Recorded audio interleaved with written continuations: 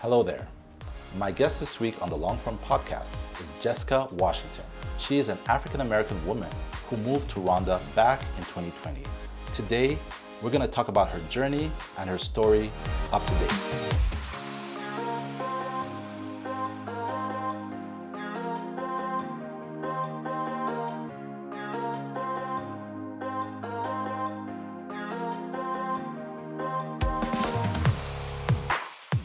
Jessica, welcome to the Long Form.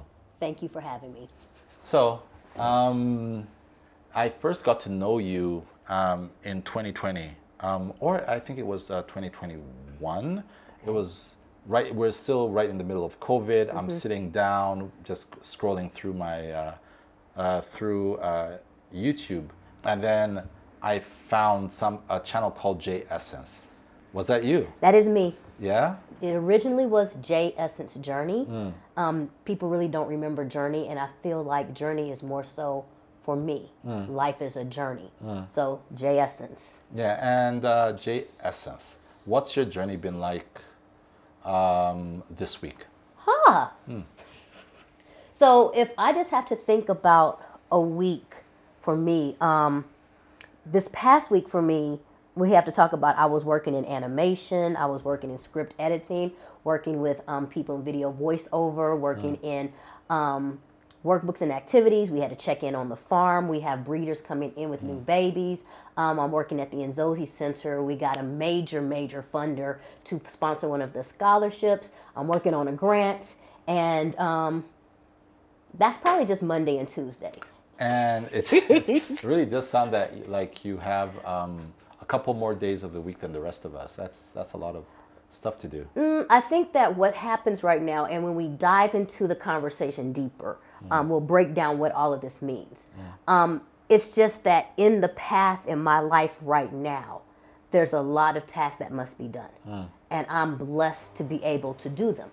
And so it is chaotic, it's crazy, it's a lot of different hours, but the crazy thing is I actually enjoy everything that I'm a part of. And so it doesn't become so much as a checklist and the stress versus how do I get to the next one. Yeah. And something I like to tell my students that I work with is everything's a problem, you just have to figure out how to solve it. And that's what I see in all of those things that happen in my week, in the week coming forward, is what are the solutions to the problems I might have. Yeah, so you've been here since 2020, right? Yes. Yeah. So Rwanda has, I guess for the last couple of years, kind of opened itself to the world. Okay. But, you know, I've been seeing a lot of people from Asia. I've seen, obviously, historically, a lot of Europeans, Africans as well. Yes. Americans, but of the Caucasian variety. Okay. But I feel like for the first time, when I go to places, when I think about the tapestry that is Kigali and Rwanda, for the first time I'm seeing what I would call a real African American community. Okay. And I think that's great. But what about Rwanda, for example, made you choose this country instead of, say, Ghana, which I know that has been historically kind of the country that African Americans, if they're leaving their country, they will go to Ghana, they will go to Gambia, they'll go to even Nigeria. Those kind of countries, they rarely come to East Africa. Okay. What about Rwanda kind of called you? So the first piece I want you to identify, and let's talk. Proximity is a reality. Whatever's close to you or whoever's close to you is what gets your attention. And so for America, Africa is big and vast. We tend to hear more about West Africa or West African traditions or anything when you're in America. So when I was in America, my eyesight kind of was like, maybe if I go somewhere, I'll go to Ghana. And I don't tell a lot of people this, but actually in 2008, I moved to Liberia and lived there for about 8 months. And so this is all West Africa, and dealing with that. And Liberia, of course, is the one that's most American-like because of the history behind that piece. What happened for me in my journey, without going into all the things, is that I chose to start first an international journey before I did the relocation journey to Africa. And I actually got a job and worked in Dubai. And that changed my life in the sense of I no longer heard things or worked with things from an American's perspective. Being in Dubai made me change proximity. And there was much more things about, have you heard about Rwanda? Oh, it's the most peaceful place I've been to. And I'm like, Hotel Rwanda? That's all we know. Hotel Rwanda? And so it was those whisperings and rumblings and having friends who are international come back. I just left Rwanda. It was so beautiful. It was peaceful. And what's going on with that? Why are people saying the Rwanda name so much? So I bring that back to me because I was really looking at relocating to Ghana. And there were things about Ghana that really made me pause. I wasn't as comfortable. If we're going to break that down, I wasn't comfortable because I am a single woman. And I already know that there's a very high, Lord, I'm going to mess them up. Is it patriarchy? Patriarchy. I messed that word up. Thank you. But there's it's a very heavy male system. And even the women that I saw doing things in Ghana had husbands. So the first thing I had to say, is that going to be a reality for me to create the lifestyle that I want, a retirement lifestyle, a calm lifestyle, something for me after I worked, and be able to navigate that by myself. Number two, I'm still working. I cannot just get up, move, and build everything I want and then go back to work. So I was looking originally at where could I do a relocation thing but not have to be there and watch every person who's building my home or be there on the ground for everything. And so those were some of the pauses I was having with Ghana. Of course, you're hearing, the traffic things and all this other stuff. At the same time, I'm hearing total opposite about Rwanda. So who's giving you these stories? About what, Ghana or Rwanda? Both. Ghana, I was joined into groups. I actually have a very strong base of friends in Ghana. There's a strong Florida Agricultural Association. There's a very strong college alumni association there. I am also a pledged Black Greek sorority, so those people are there. So there is a wonderful base I actually had in Ghana. I had no base in Rwanda. Yeah. And but what happened is my friends were coming back. I listened, I researched, I asked questions. And so that's when I came back and I started hearing Rwanda was low corruption. Wait a minute, what? The visa situation in Rwanda was very cut and simple. And then I think somebody told me there used to be over a marketing campaign for Visit Rwanda, but your girl happened to watch a video, and in a 30-second video of Visit Rwanda, there was a good-looking football player, baby. And I was like, well, maybe I just need to walk the streets one time and see what's going on over there. And probably, unfortunately, that player was probably an Arsenal player. I'm not sure. Don't matter. Yeah. He did what he was supposed to do. Okay. He brought the marketing open. So, but talking about that reality, it was, and I feel this is very formal, so excuse me. The door was open to visit. The door was open to visit. And the personal piece of my conversation is that I really was so exhausted working. I wanted to make sure I had a happy retirement life. I did not want to struggle and be a retiree. So I was looking for a place that I could call home and be comfortable. And so I had a YouTube channel that had like 8 followers. And in the midst of this YouTube channel, I just recorded my thoughts. And my thought at the time was to be bi-coastal. I was going to be in Ghana and I was going to be in Rwanda, and that would be the best of both worlds. I would check that out. And in that video, I slipped and said, I'll be in Rwanda before the end of the year. And that's what, 2019, 2020? It's 2020. Okay. It was 2020. And because I had 8 followers, I did not care. I did not edit. I just posted it out there. And once I did that video, 2 weeks later, I had a job offer to come to Rwanda. Did not know about it. And I relocated to Rwanda in about 4 weeks. So that was just like the miracle. It was like, wait a minute. And once I got here,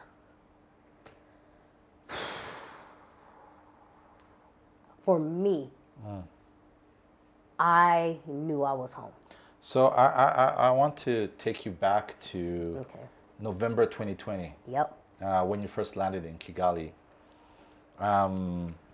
What were your initial thoughts? Was it what you expected? No. And secondly, I guess, did you expect when you first landed? Did you expect to still be here 3 years later? First question. If we go there, there's two journeys. The journey to Rwanda, but then the journey leaving America. Those are two totally different journeys. Let's hear them. Let me landing in Rwanda. The first thing, please forgive me, it says, I never knew you could sweep the airport driveway. It was so clean. Like, I wanted to take a picture, like, oh my gosh, who sweeps the driveway to where airport lands? Like, that was just, y'all, see, you guys get it all the time. When I went back to Houston, I'm watching people blow cigarettes right there on the ground. I'm watching, like, you just feel there's crud all over you. There's a no respect for the area. And I take that back. It is, I'm so used to being someplace, I care nothing about it. I treat it like whatever. It's an old toy. But I sat there and I'm in Africa, Hotel Rwanda, third world country, and people take time out to make sure that their dirt does not have dirt. So the very first thing is flying in on a plane and I'm watching and it's beautiful. What mindset is this? Because the only other mindset I ever been like around that was in Dubai, where everything is clean and pristine. But this is, they didn't tell us our people are like this. You mean the Africans or the black people? Where? Africans or black people where? Yeah, anywhere. Well, when you say our people. Oh, no. Like the story of Africa for African Americans, oh, baby, no, y'all have no food. You know, you are starving. You are in mud huts and teepees. No, that's India, excuse me. But you're in mud huts and you're running around barefoot and you're laughing and you're doing dances. And everybody's around one bowl of fufu or porridge. And there's 20 people living in a home. And there's just filth everywhere. But it is what it is. That is the image that is sold to us. There is literally these commercials that played on Feed a Child in Africa for 10 cents a day. 10 cents a day is, y'all It's 100 francs. It's 120 francs. So this is the image that we're sold for me since age 7. Be grateful you're here. You could be starving in Africa. So when you're dealing with that kind of messaging though, how do you then, you know, that's a message you've been sold since you were 5 years old and up to God knows when. Okay. But now you are a lot older now. Yes. And you're now making a decision to go to this place that has been the dark continent. How did you make that decision? How did you beat that ideology and that brainwashing? Okay. Are you ready to go on a journey with me? Sure. What are you told about black women? Black American women? Loud. Very loud. Rude. Obnoxious. Not highly educated, probably. Willing to fight at any time. Any real housewives in Atlanta, hard to deal with. You guys have brainwashing too. So what happened for me is that I recognize that it's the stereotypes that are training us in our ways. I'm none of those. Well, I'm loud. I am loud. In a good way. But what I'm saying first is that it's like when you ask, how did I break that? And I want to make sure that we reflect. We all carry it on each other. It doesn't matter the situation. Somebody has fed us what I'm supposed to think about you or what I'm supposed to perceive about you before I even go. Why is the story of Rwanda the story of the genocide only? There's so many more stories, but people will help you remember just what you're supposed to remember. So that piece or that reality is true for me, not about Rwanda yet, about myself. I left America because I needed to know who I was outside of the stereotype that everybody else was labeling on me, because it wasn't working. It was frustrating. It was causing depression. It was causing confusion. Things were not going the way they were supposed to. And God, you promised this, but I'm this. This is confusing. But how can I turn around and ask God to guide my life or ask him who I am if I didn't know who I was myself? So I left America so I could leave being a black woman and just become a stronger J Essence, become a stronger Jessica.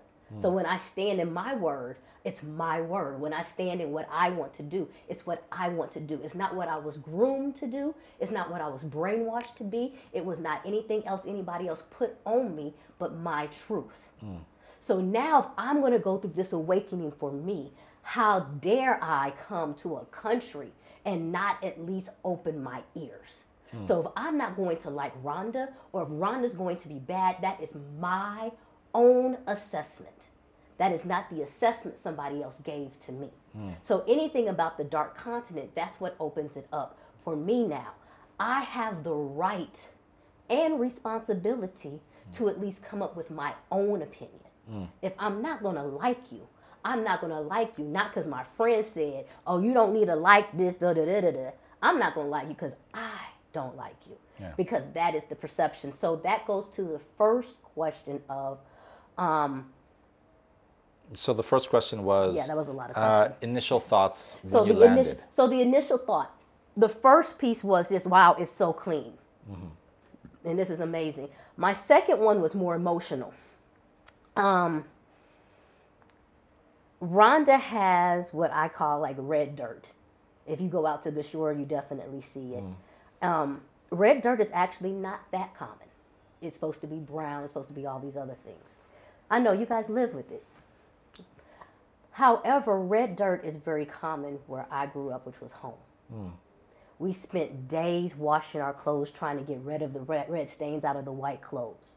So when I landed in Rwanda and saw red dirt, I saw my youth.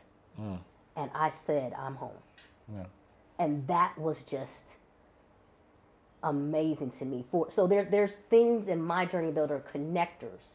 And that's what connected me to Rwanda first, was seeing red dirt. Because for me, it gives me a sense of calm and country. And that's what I love. So that was a big deal for me when I landed.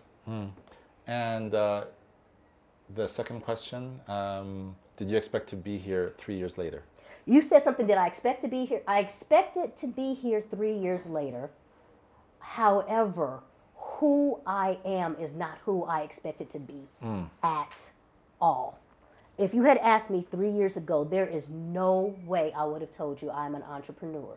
There's no way I would have told you, oh, I'm going to be a farmer. There's no way that I would have told you I've opened the Inzozi Center. There's no way I would have told you I have staff. Like, I think I have like 14 people that that work with me. There's no way I would have told you I am a boss or those things. Who I was 3 years ago and who that person was ready to say Rhonda to had a totally different dream. And the one thing that's consistent is that Rhonda allowed me a space to dream. And once, I'm going to go back to where I talked about, I had to find out who I was. And once I rediscovered who I was, I realized I was not dreaming the dreams of who I'm supposed to be. And so so there's a lot of awakening in these 3 years. So at this point, yeah, I'm here. Right. Like if somebody wants to knock on the door, be like, ma'am, you need to go back. Baby, we fighting and screaming. You're going to see Real Housewives of Atlanta. You're going, you're going to see all of that. Because I do. There's a space, Rhonda's in my heart. And I don't want it to go anywhere. Through ups and ups and ups and downs and the downs. But Rhonda's in my heart. Yeah. And I will fight for, technically Rhonda's a her. Is Rhonda a her or him? I Should be a her. think it's Should be a her. it's an us. Oh, I love that one. Yeah. I will fight. I'm shouting you out on that. Thank you. I will fight for us. Yeah. I will fight for us. And I will fight for the vision that is there for us. So it's back to, I want to kind of talk a bit more about, messaging. Okay. Right, so you're talking about the messaging that you had received in the States about Africa, countries like ours, Rwanda, and there's this thing that started in 2018, Visit Rwanda. It was a Visit Rwanda campaign. And, us here, whether it's taxpayers or people who are kind of interested in knowing the impact of this, right? We ask ourselves questions. We're like, does this campaign actually work? Is it actually opening people's minds to the possibilities of this is a country that could be more than what you think it is, or more than what you think it's been told to you, right? So pretty much the question is like, okay, you kind of talked about the handsome footballer. Yeah, but I'm going to have to put a pause in there. And I'm going to say, you guys are going to get mad at me. Yeah. And there's going to be some telephone calls. Yeah.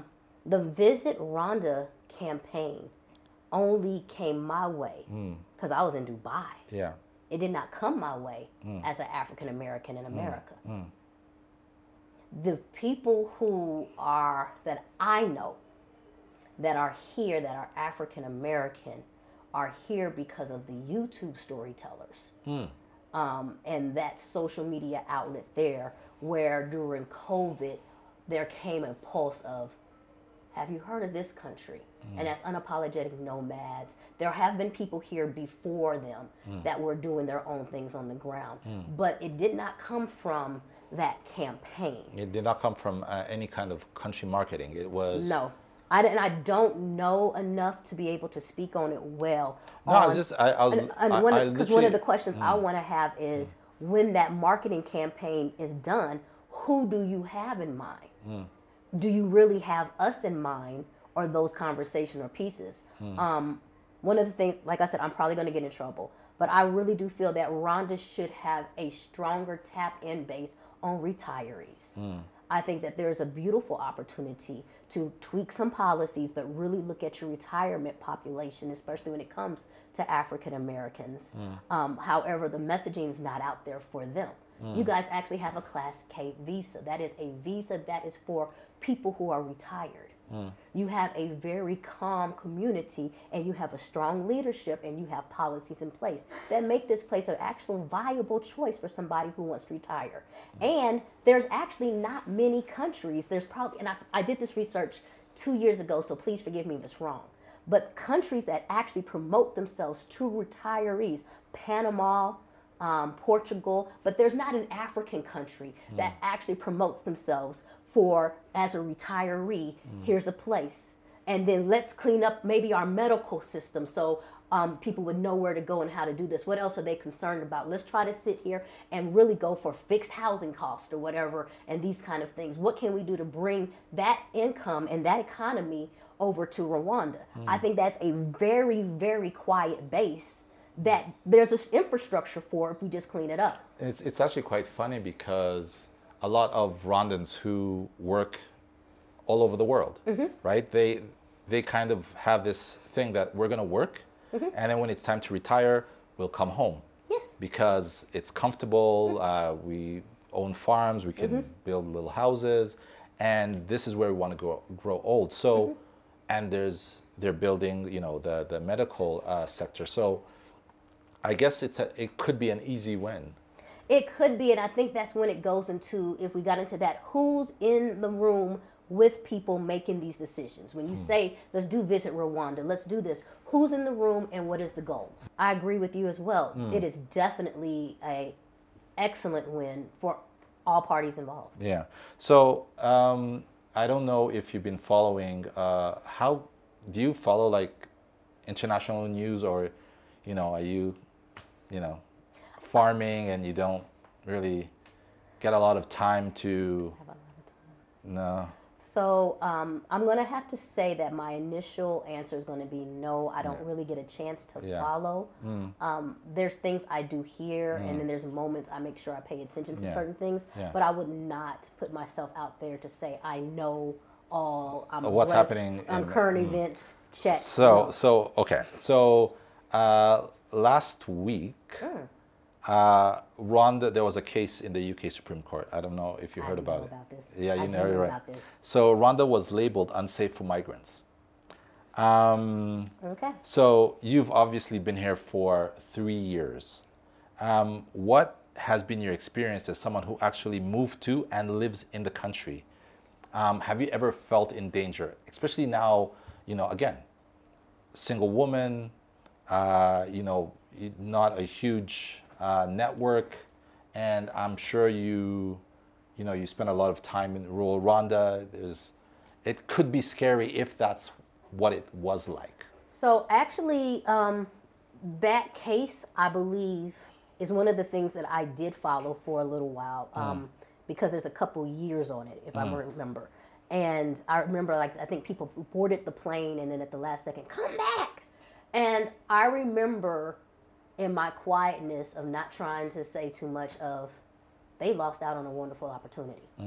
I think that people, once again, are so listening to, there's two things. They're listening to these stereotypes and these old stories, and you're not experiencing the new. And then it's funny sometimes how the pottle calls the kettle black. Because the people who are making these accusations live in a country that colonized half the world. Wow. So the piece of it going to where we're now talking about something personal. How do I feel as an expat? I have not felt in danger or unsafe. And I put the pause there because every person's allowed to have their experiences. And there is also a truth of, I think you kind of said there was a brainwashing I had originally being in America. Being a black woman in America, you are on guard. Being a woman in America, you are on guard. Even today, I'm out jogging, and there's a whole group of Rwandan men right there at the gate, and nobody's thinking about me. And I had to change my mindset, because in America, I would have got catcalled. Hey, girl, what? It would have been always something. Or if I don't respond, then I'm being name called. Like, that's just normal. Those are things that I'm used to. So when we talk about the safety piece, there's things that I had to get over on myself while still not being ignorant to life is life. So, and I will say this, Rwanda's not perfect. There is petty crime. There's different little things. But when we talk about the level of safety, especially on a situation where we're going to call a country unsafe, those measures that cause things to be unsafe, that kind of danger, I don't feel it in my day-to-day life. I am not as concerned about those safety things versus what I can typically do as a person, which is your security systems or having these things to be ready. Or, as a woman, there's things you don't know, having the keys in between your fingers in case somebody wants to knock at your door. When you have the keys in the car, there's a whole bunch of stuff that, we have to do to take care of ourselves. But in that case, I'm going to let the courts do what it does. And I'm not a person that can speak on the negatives of living here. I have positives. Yeah. So you are now, among other things, a rabbit farmer in the Eastern Province. What's that experience been like? It's hilarious. So first and foremost, recognize your girl is not a farmer. There is absolutely nothing in my history that anybody would ever say, oh, Jay would go into farming. I don't even like to pet a dog. But in So, and I say that because the first part of us being J Essence Farms was so much education, so much learning. And the part that I like about my journey, not everybody takes, is that we took a year out as our organization, as the farm, to learn. We took a year out to make mistakes. I knew I did not know everything. I'm coming in at a very low understanding. So we took trainings. We built different type of cages. We saw what kind of cages worked best. We worked with the rabbit manure. So in rabbit farming, we focus on the manure because that is the number one source of nitrogen, and it's one of the best things you can do for soil preservation. And that's natural and organic. We also work with the urine, and then we also work with the breeds and the meat. And so in that piece where I look at that. I learned the Rwandan community. I have a great project manager, and now we have a great team where we create all of our own stuff, and now we teach others as well. And so in that, it was going out to vendor farms, constantly teaching people what manure is, trying to figure out how to do it in Kinyarwanda and in English, trying to make sure that we have a nice local base, trying to teach people how to actually work with the rabbits, because rabbits are a very finicky animal. And one of the goals of rabbits is to make them as fat as possible. However, the way that most traditional farming is a high stressful farming for rabbits, meaning rabbits are going to be lean and lose meat. So it was a lot of retraining, redoing, and all those things. This is now, I want to say we're into year 3, and this is our go year. We built our units. Our units look totally different. We have special breeding areas for our moms and their babies, their kits, and we're good. The beautiful piece in doing the books. I told you earlier, how many rabbits do you have? And I was like, we have about 220. And then you asked me today, we have 150. And you're like, oh, and I'm like, no, we sold them. You know, we're doing breeds. Like, it's a good thing that we're going up and down in numbers, because as soon as we get a new breeds in, we're coming in, and then we have to do more. And it's just wonderful. So the next phase of everything is to try to get more communication. Going now into the Ministry of Agriculture, different things. Where can we go? What can we do? What can we grow? Because there is a need. There's a big need for Rwanda to be able to produce its own and be able to provide its own. And so being able to figure out, how do we work into those markets and do those things? How can we create different places and hopefully find more jobs for people in order to create things on a different level? About jobs, how many people work at the farm? The farm is still a very small scale.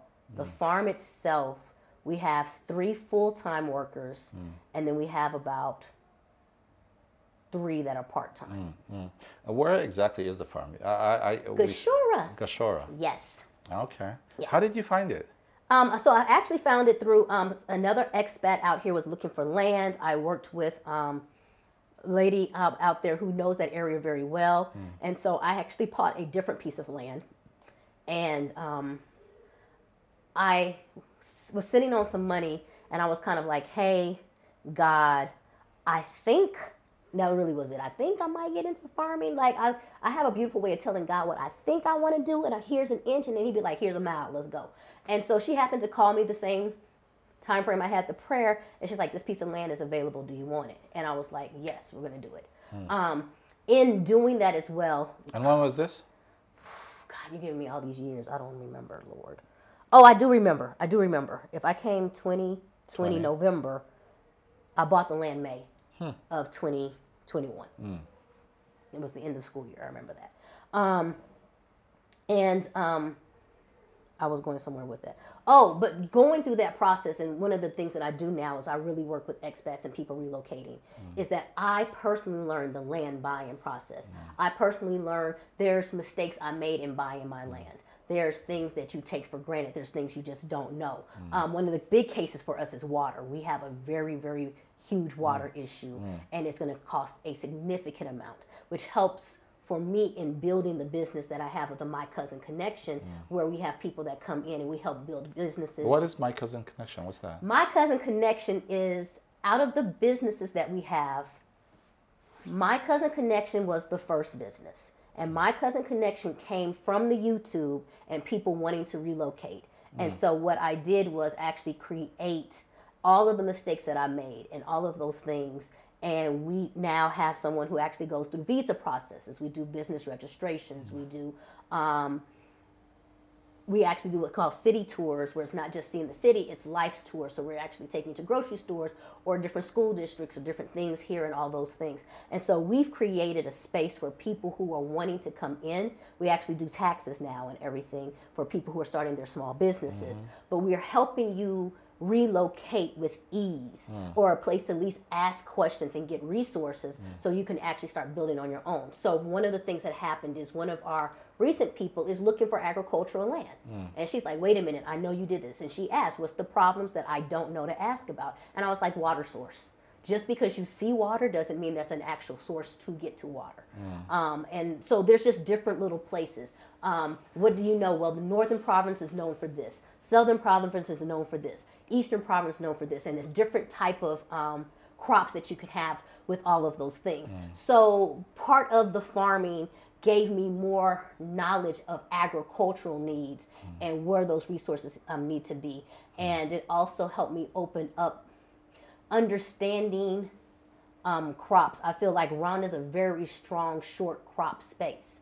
And I think we need more investors who are willing to do longer crops and short crops, because people are needing money now. So they're going to have a short crop, which is a cabbage or beans, cassava, all that stuff. Something that they can turn around and do quickly.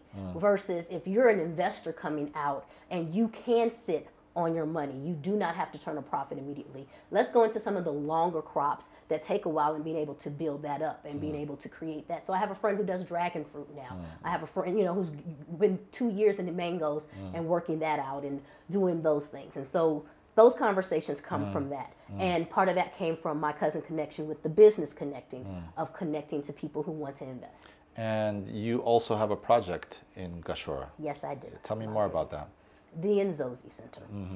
The Inzozi Center is we focus on literacy, learning, and love. And what the goal was in creating the Inzozi Center was being in Gashora. And I personally felt like I was people's entertainment. Like this, it was so many bad decisions. There was a point that I'm literally just taking rabbit urine and just throwing it on the ground. And the community's like, yeah, what are you doing? And so what happened is every time I would come out, I started seeing kids coming and running up and all these things. So we played card games with the kids. And then, this happened, and I had a friend call and say, hey, we want to donate some books, some black books for kids, because we want them to see each other. And I was like, let's do it. And what I saw was more so a need of I have to say this right, not just giving, but empowering. But that's who I am. That's what I look. I look at empowering people. When I do the farm, I'm empowering agricultural needs. When I do the things with the business, I'm empowering people who are coming to move here. So now in the Inzozi Center, I wanted to empower our kids, because there's so much to talk about there. Number one, Bulgasera is going to be home of the new airport. That's jobs for people. That is opportunities for those people in those communities that did not have before. And one of our biggest issues is the further you get into, I would say you're like rural areas or whatever, the harder it is for them to attain proper English. And so the English is not about just learning English, it's what's your job opportunities if you can't communicate with someone, because you're learning rote memorization English versus conversational English.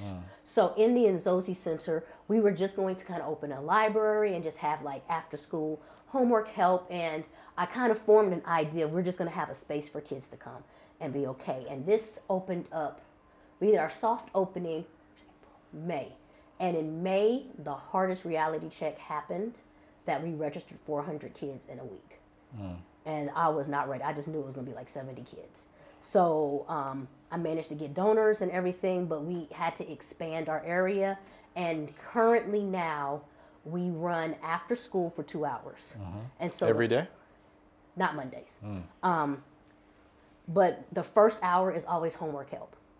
Always homework help. I mean, if you don't have homework, then there's a club for you where you're doing an academic study base, like math club, STEM, or something like that. And then the second hour is leadership, programming, dance, football, organized sports, and we do that. We run movies on the weekend. Everything is free. Okay. And how that obviously costs Yeah, money. costs money. So we are a nonprofit organization in the U.S. with the sites that we use that money over here. So it is a lot of fundraising, building, putting that information out there, and donors, grants. We actually won a grant. Thank you to the Books for Africa program.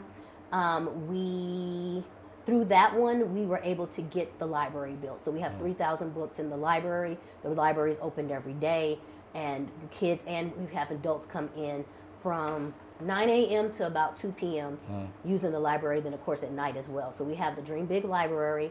We have that. We have a group called Paint the Globe that's coming in the next year, and they're actually going to build an interactive like nursery area, so our 3-year-olds to 5-year-olds can do academic educational play. Yeah. So that's the Inzozi Center. We are really working and building hard, and that hasn't even been open for an entire year.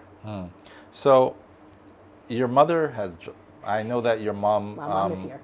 Joined you here in Rwanda. Yes. One of the hardest things, I think, is asking someone who's elderly and has lived their whole life around a certain reality, a certain community, asking them to, leave everything behind and uproot their entire lives must be challenging. Okay. What's her experience been like? So it's very funny that you started the question that way, because my conversation with my mother in the States, because you're right, she didn't want to uproot her life, and I never came. How old, if you don't mind, how old is she? She's 76. Okay. Yes. I never talked to her in the beginning about moving out here. She's never been to Africa before. It's just, babe, I can't, we're not. And she pretty much thinks I'm crazy for being here. What she thought she was doing is she was watching YouTube like you were watching YouTube, and you were inspired. And she sat there and said, this girl pays too much in college loans to be out here playing with some rabbits in Rwanda. And so she flew out here to save me. To send you back home? Yes, she was gonna save me. She was gonna save her crazy daughter. And then when she got here, she was like, really? Everybody's wearing masks because of COVID? Because they care about health and hygiene? Okay, this. And so it was just these little bitty wake-up moments. The other personal moment that I had to tell my mom is when she was still in America before she came, I said to her, I know there's a lot of things happening, and that's the police brutality. That was Trump rallies, and she's in Oklahoma, so we were catching it. She was catching it. I was here. But I said, the one thing you cannot ever tell anybody is that this is your only choice. There are people here who do not have children or don't have a way, and you're not one of those people. If this life ever gets too tough, if you're too stressed, if you're too lonely, your friends are dying, you can't sit there in your house and say that this is it. Because I've already told you have a home and a room. So she didn't get to sit on an excuse. You get, she whatever you choose to do, you choose to do. But you're not going to sit there and say that I didn't bust my tail, and I'm sorry, because that was one of my prayers, is that I need to be able to provide something for my mother in her retirement. She's supposed to have a peaceful life. She's worked way too hard. She went through the Black Panther movement. She went through civil rights movement. She's been the first black such and such. She's been the first woman such and such. She's had her hard times. She's not supposed to come here and have those hard times. So that, plus her trying to save me, brought her out here. And that's when she saw a different reality. Just different reality. No, we're not out here hungry. We're living great. We're doing this. We were very health conscious. People are nice, all these other things. And so then her experience was once she came out here, I am the oldest child, which means that there are going to be certain things that happen. So I made her see a doctor. And I made her get her blood checked. And in her first 2 months, she lost 20, 30 pounds, not doing anything. And Just she didn't walk. Can I be upset? She didn't walk. She didn't do no jumping jacks. I'm sitting here walking 3 miles a day trying to lose weight, and she's just sitting there eating cookies. And she's dropping weight. But it's all stress. It's all bad food. It's all of those things. And so then she's here now. She had to go through her own process of, and it's funny, just to know how to migrate, of, I think I'm going to stay here a bit longer. And that bit longer was a year. And then she came back, she's like, I need to go back home. I'm going to shut things down. Because I think she said in her stories, there's a lot of pride in that. There's hurt. But it's also having to be strong enough to realize that, you know, the things that you built or the momentums or the plates that you have mean nothing to somebody else. And you have to be able to let some things go. And it was a process. She cried. She had to go through her things. And I think there's a disappointment of you think people are going to take care of things and they don't. And so what really is her reality? And so she shut things down. She sold the home, and then she came out here to move. And then probably another year later, I had the opportunity to move back. And I thought I was going to have to go back to America because it was a financial decision. If I'm going to make sure everything here financially is going to do the things it needs to do I need to go back to America and get that American salary, or, you know, what's going to happen? And so when I turned around and told her, hey, this is my path, she came back, she said, that's your path. I'm home. And it was it. That's not a question. So that's her story. I think it's phenomenal who she has become. And I think also in our own personal story, it's so wonderful to see this part of our story. To see her, to be honest, she runs the streets. And when I say that, not in a bad way, she knows every mall vendor. They know her. She shops. She gets to go out and play. She has friends. They go have, you know, night overs. I'm the adult now in the house. I'm the one calling, get home at a certain time. You know your hip is bad. You can't be out there driving at night. And it's hilarious. It's so good to see. Think about how good it would be to see your parents in their youth. And that's what I get with my mother now. And I provide that, and I'm fine providing that. I love it because she's getting to truly live out her peace. And I do know that whenever God decides time is time, I know he's given her more time. I know that. No, I mean, that must be so enriching for you, especially when you think about, you know, I was thinking, you know, an older woman, it's just hard to find community. Yeah. So that's actually, funny enough, leads to my next question, which is about community. Okay. Because when you move to different countries, right, Yes. that's the hardest thing to find. Yes. When I've traveled, it's, okay, can I find a small African community? Yes. And then can I somehow make sure that we understand each other? Yeah. And I'm pretty sure that's been your journey as well, especially because you go to a place like Rwanda, which has a very strong cultural, linguistic kind of way of living, I guess. It's something that you have to kind of navigate. Yeah. So what's been your experience trying to navigate that? And then furthermore, with the other African Americans that you interact with, what has have you even found a community? And if so, with those individuals that you found, have you been able to kind of create a home for yourselves? So I think that you don't realize how many facets are in that question. So I'm going to answer the first one with my mother's community is strong. There is a retiree older community that has time to do all those things.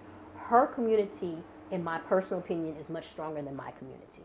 You mean her? Are they African Americans as well? Yes. Oh.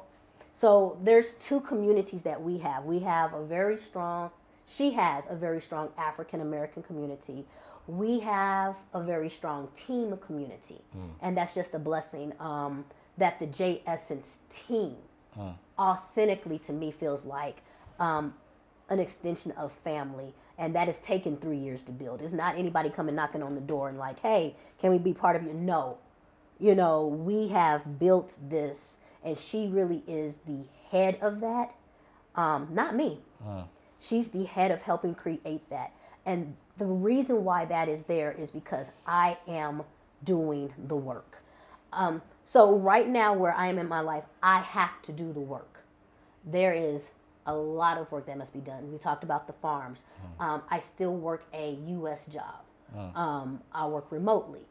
So I have to be able to be gone. So that doesn't give me as much time to be social or much time to do this or these things. And so my mother has created such a strong team and feeling around our staff where my staff knows, hey, she's doing this. We all work together. So that's first. We have two kind of communities, the expat community, and then we have the Rwandan-based community. The expat community out here is growing, and it's growing stronger. There was one group, and then I guess there's another group. And then for me, with my cousin connection, we've brought in a lot of people. And my cousin connection has put a lot of people together. And one of the things that we're actually doing this weekend is our own version of us giving. So we have these monthly events, but this week, baby, we are roasting the turkeys. We are finding the chicken. We are making sweet potato casserole. We're doing all these things. Rhonda's are like, what are y'all doing? We have been up in corn and macaroni and cheese and all these things, keeping those moments that mean something to us alive. Moments y'all don't know anything about, but the electric slide, the wobble, the singing Temptation, Silent Night, those things that just bring that little bitty joy. When you hear a certain song for us, we get it, you know. Bringing, and those moments are important. Those moments keep you alive. And so creating that space. I think that if you want to answer your question fully, it's growing. And then also in my personal journey, I'm somebody who I wasn't 3 years before. So I do feel like there's a lot of God in my journey right now. And I'm meeting new people. And I'm meeting different types of people. And I'm meeting places. I'm going to places where I'm not supposed to know the minister or such and such. I'm not supposed to be this person. I was a little girl or just a teacher, you know, just a teacher. And now I'm in these places on podcast. So for me, I feel like my community is growing. It's new people every day. And it's just me being me and authentic, and we'll figure it out. Yeah. That's what it is. Yeah. The idea of come back to Africa has been, I think, a theme in the African American community since the days of Marcus Garvey. Yes. And I guess the civil rights movement, Stokely Carmichael, you know. Yes. However, it seems that after the death of George Floyd, there's been an acceleration of sorts. I can give you that. One, would you agree with that statement that there's actually been would you agree with the statement that there might be a linkage between those two things, right? So one, more people looking at Africa as a real option for them, and the murder of George Floyd. Do you think there's a link there? The easy answer is yes. The more complex answer is because you are seeing things from your proximity.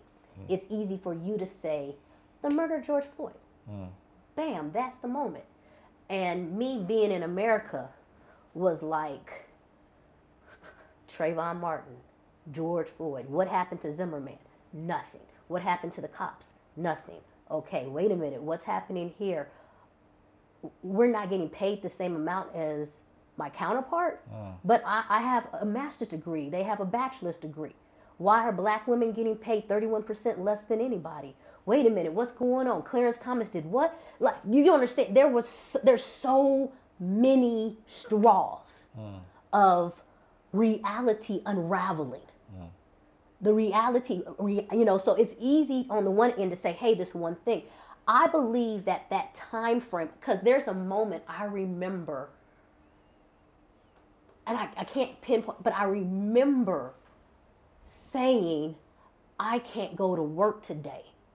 Because if I go to work, I'm going to tell the truth. And that's the code switching that a lot of us naturally do. That I put on a coat and I act one way at work. And I know that this person, this white man who's my boss, does not know anything. And he gets paid triple what I get paid. But I created all these systems. But I'm sitting here in my good girl mode and, working the systems. But today ain't the day that you need to say something to me, because I'm willing to lose it all. And that's a wave. Like, I called my friends and everybody was feeling like, no, we're tired of being quiet. Number one, there are things you promised us that we are so much further from. We are supposed to be 40 years old and able to afford this, buy a house, all this other stuff. You reneged on your student loan promises to us. All that fight about student loans, that's a whole kind of scam that they changed the loan type, and now all of a sudden they're coming to us after us like it's a credit card. Baby, you was giving out school loans and it was easy. This interest rate that you put on there, that's just more ways to get this. Wait a minute, what's going on with this kind of stuff here? Why is it taking me so long to get ahead? Why does this person get to have, there's a court case, and they literally showed it, and I can't remember, forgive me, but like there was a young white male who killed like 2 people driving drunk. Oh my gosh, he didn't know what he was doing, poor kid. Probation, 3 months. And then the next kid who comes in is a black kid who maybe robbed somebody of $50. He needs to go to jail immediately. Stop. Where is the forgiveness? So in this whole phase, yes, there's the murders. Yes, there's the guy, I forgot his name, forgive me, I think it's Ahmad, who just knocked on somebody's door, jogging, trying to get help, and was murdered. It's too much. It was too much, and it was everything. It was coming in every different place. So it's not just the one thing. For somebody, but there's so many different triggers, and I think that more so it was the reality you sold us. It's not a reality I'm willing to chase anymore. Yeah.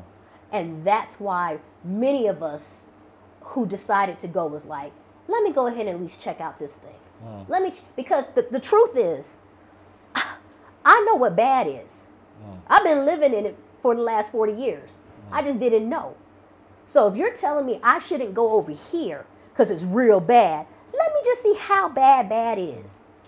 Yeah, it's really interesting because for me, as someone who consumes news from the U.S., and you see how people of our color live, and you see just how hard they work. Yes.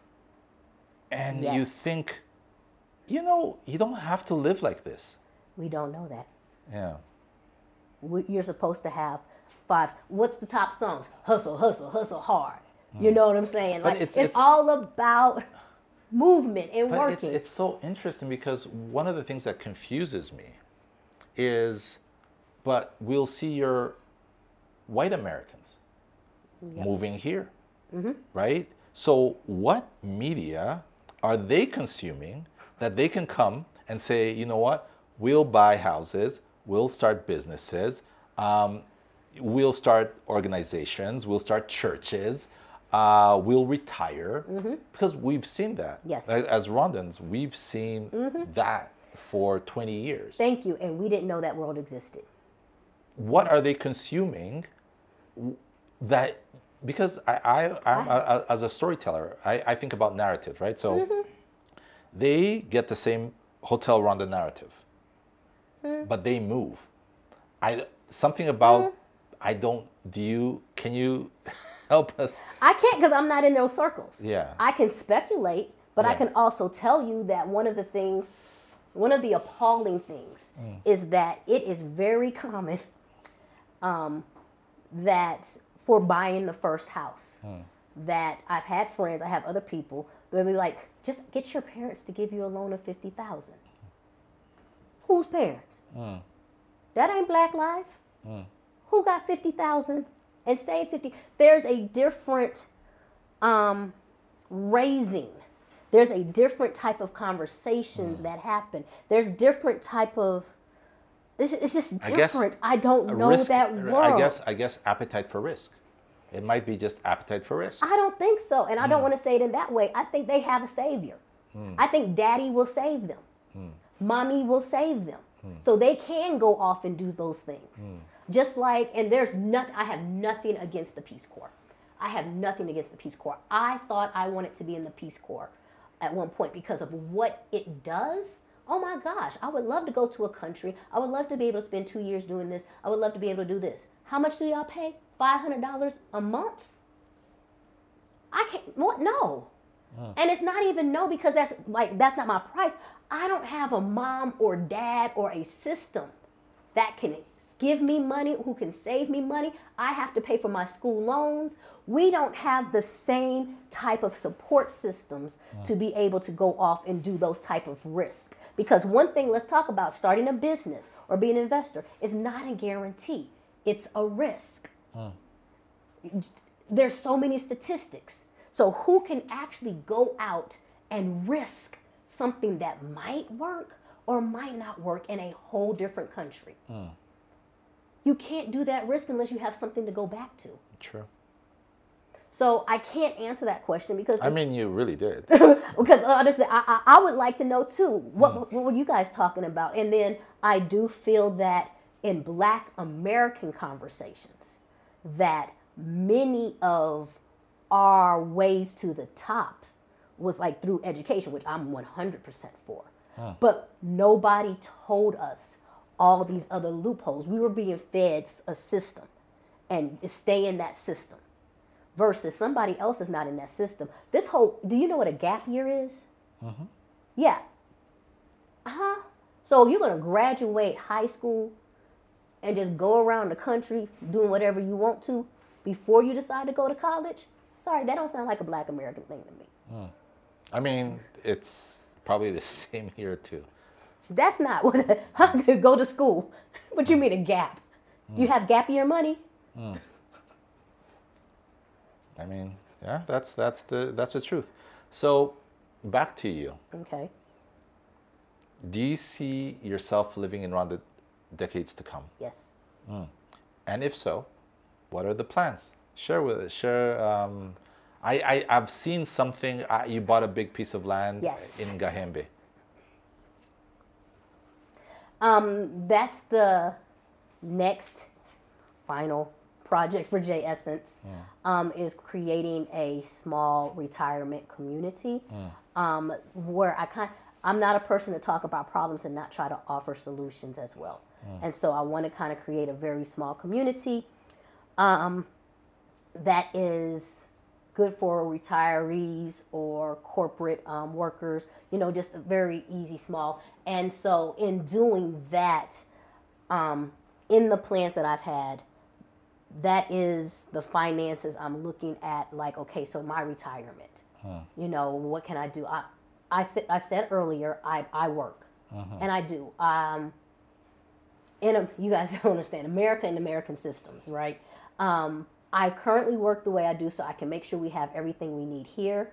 When we talk about business, I believe it takes 3 years for a business to decide who it is and if it's going to be profitable. So I had always planned in every single business to continue working full time in the U.S.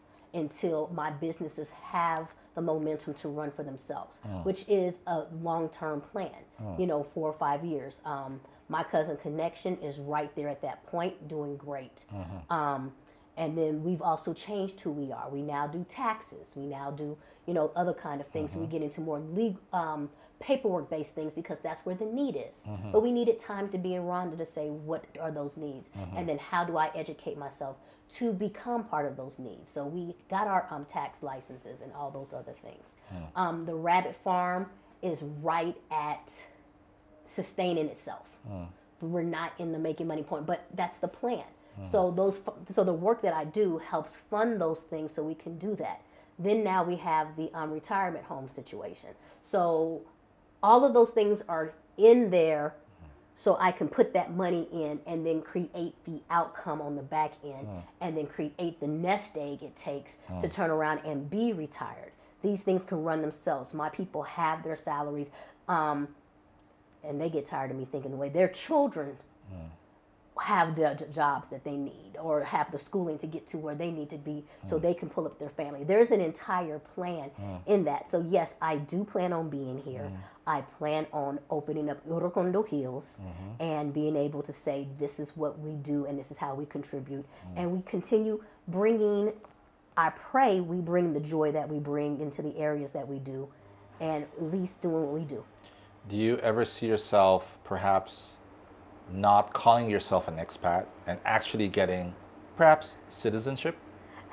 If somebody came to me, let's have that conversation. I will say, no, let me help this. If you're looking, can I do this one? If you would like to give me citizenship or have me have a path to earn it, I am there. 10,000%. Okay? Where's my Rwanda Go jersey? Like I have my Rwanda Go. Okay? But I say that because that's not a hesitation. I will say that I do believe that people have the right to prove themselves. Like, I'm not rushing to be a citizen tomorrow. And the reason why is it's my responsibility to build jobs. It's my responsibility to help create an economy. It's my responsibility to understand the way. I don't want a free meal. Sorry, I've come... No, I understand what it means to work, and I want to be part of this.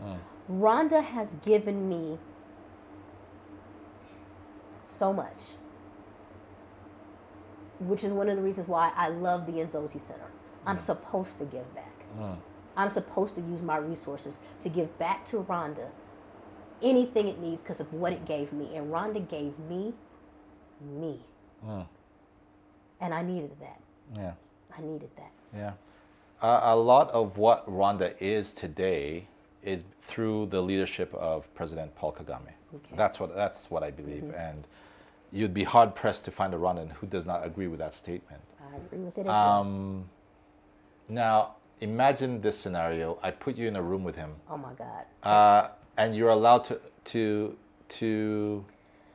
have a 2-minute conversation with him. What are you saying? First and foremost, I thank you. I thank you for one, believing in something that nobody else saw, and then fighting so passionately to make your people be everything you know they can be. I thank you for going against what might be easy, going against the naysayers, and holding so strong and true. And I want you to know that your vision for Rwanda is not just true for Rwandans, but there are people in America like me, black people, who are trying to figure out what home looks like and feels like. And your message is starting to hit in our hearts. So I thank you for that. How can we work together to get Rwanda to the vision you want it to be? So Rwanda can continue striving in the way it be without you having to gear it or narrow whatever. And those things are, if we're allowed to talk, I think I mentioned it earlier, can we look into our retirees?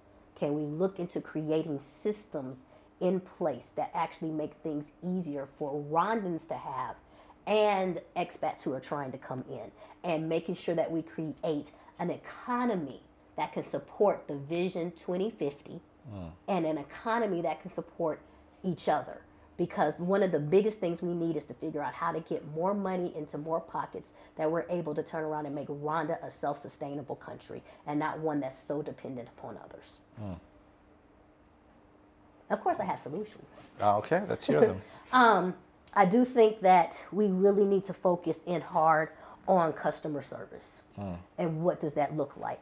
And the idea of changing mindsets, especially with our youth, and being able to grow that from a reactive personnel to a proactive personnel? How can we turn around and teach our kids and teach our people and treat customer service in a way where we solve problems before we anticipate them coming? And it's too many times that we know problems are going to be there. We just wait for you to come on the back end and fix something. You actually mentioned this in your speech once, where you said that the first thing we must do is Rwandans must get away from being used to processes and not used to being able to fix those things. So how can we turn around and talk about that a little bit more? How can we invest into our schools to make sure that they are doing those things? Can we talk about the education system?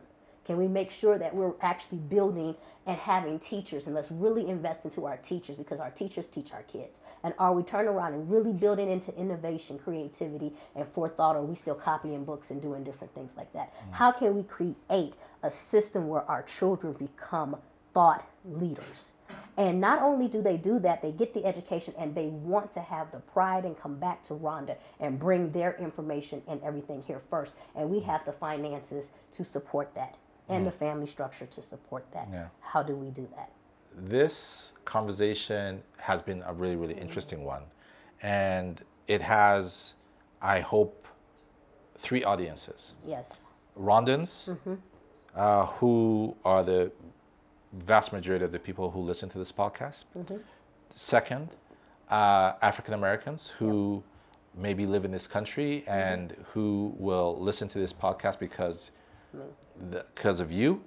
And the third audience is perhaps African Americans back home, back in the US, who will maybe hear this conversation because of someone sharing it on their one of their Facebook groups, something like that. So 3 audiences. You have a chance to speak to each one. What's your message? To Rwandans,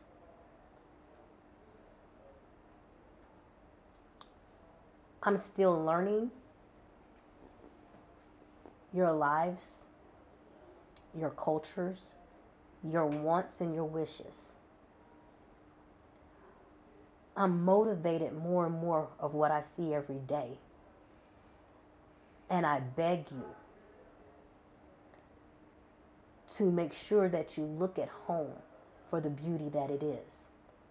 I fear that too many times that we hear stories in media of what other places are, and we start using that to love other places, and we think that things are going to be better in other places instead of taking care of home. And I say this with the reality of coming from where you want to go. So many people want to go to America because they hear America are these dreams and everything. If that's your journey, take it. But walk wherever you walk with your head high. Because you are stronger than you know. You have more information than you think you know. And you have more capability. But you do not let anybody else tell you what you are or what you are not. Because you can lose yourself when you get into a rat race that you never knew you had to run. I think that you need to go outside and look at your hills and your mountains and your air and realize that there's beauty in the moments of now. You can leave. You can try to leave. You can do things. But whatever you do, be the best you now. Grow you now. Learn now. Try now. Do now. Not tomorrow. Not when money's better. Now. I almost said turn off your phone. Now. Think about future. And not in a lustful way. But in a way of where you're going to be in it. That is my message to Rwandans. My message to my people. Here. We trying is not what we're used to. It is so not what we're used to. But there are so many little pockets of possibilities. We got to get outside of ourselves. And when I say we have to get outside of ourselves, I only say that because if you've learned to step outside yourself and breathe in the moment, and I don't know if I like this advice that well, so I have to figure this out. I'm being very evasive with us here. Black Americans here, shout out and thank God for us who are coming in with the dreams of our ancestors. And see, I'm going to give you that one. You don't know what we've been taught. You don't know the pain that many of us have really been through, that we've never been able to shed a tear or cry or anything else like that. We do know how to work. We do know how to innovate. We do know how to fight. But we've had our scars build our way. So to my people here, there's time to breathe. There's time to love. There's time to do. There's time to try. But I feel like if we can get outside of ourselves and our egos, there's a path that we are supposed to partake. And that path is the path that our ancestors, our Martin Luther Kings, our Stokely Carmichaels, I forgot his name, I'm sorry, but Malcolm our people, X. Malcolm X's, they taught us how to do it. They taught us how to think. They taught us how to be open. They taught us how to work. And they taught us the chess game of life. Our responsibility is to put those things into action for the good of this world. And your world doesn't have to be the entire globe. It can be just the people you talk to and be with every day. What are you doing to make something better? And then if you're exhausted, my brother, come over here and get some sweet potato pie. We're going to feed you, but we're going to get back into it. We're going to do what we need to do. Keep on. To the people back in America. Honestly, and I'll have to say this, and this is rude, I don't have anything to say. I have nothing to say. You have every reason to listen. That's it. I'm not going to sit here and convince you. I'm not going to say anything else. I'm going to let you know I'm fine. I'm going to let you know I don't have malaria. I'm going to let you know that I'm growing. I'm going to let you know that I actually bought land. I actually letting you know that I'm not waiting for somebody else to approve me for a house. I'm letting you know that everything I put my hand in is mine. It's not nobody else's, and it's not the white man's. It's mine. And it feels good to have something that's mine. And I have peace. And I have time. So I don't have anything to say. You've said so much. Thank you. Thank you so much. Thank you for joining me. I appreciate this moment. Yeah, I loved everything you had to say. Well, thank you. Thank you so much.